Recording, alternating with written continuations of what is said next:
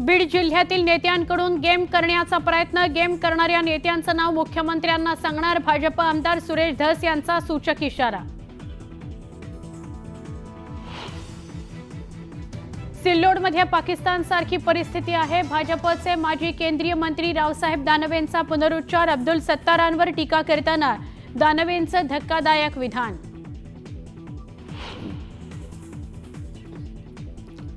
पालिका निवडणूक भाजप स्वबळावर लढेल असं वाटत नाही, महायुती म्हणूनच निवडणूक लढवण्याची शिंदेंची भूमिका, मंत्री उदय सामंतांचं स्पष्टीकरण।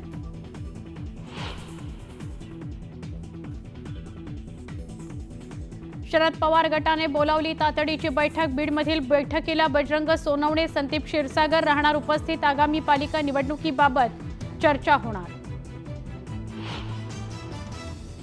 पक्ष सोडून गेला त्याला गद्दार म्हणता, मग पक्षात राहून आपल्या उमेदवाराविरोधात उपद्व्याप करतो त्याला काय शिक्षा देणार? भास्कर जाधवांनी डागली तोफ, योग्य संधी न मिळाल्याचं म्हणत व्यक्त केली नाराजी।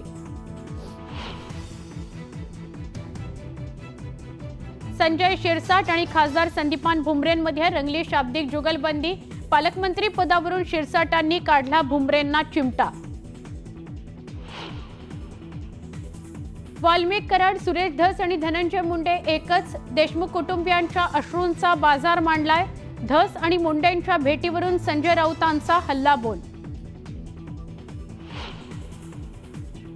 उपमुख्यमंत्री शिंदेंसोबत घातपात घडवण्याचा प्रयत्न, शिंदेंच्या नाशिक दौऱ्यात ड्रोन उडवल्याच्या घटनेवरून संजय शिरसाट यांचा आरोप, प्रकरण गांभीर्याने घेण्याची मागणी। महादेव मुंडे हत्येप्रकरणी नव्यानं तपास, विशेष पथकाकडून परळीत झाडाझडती सुरू।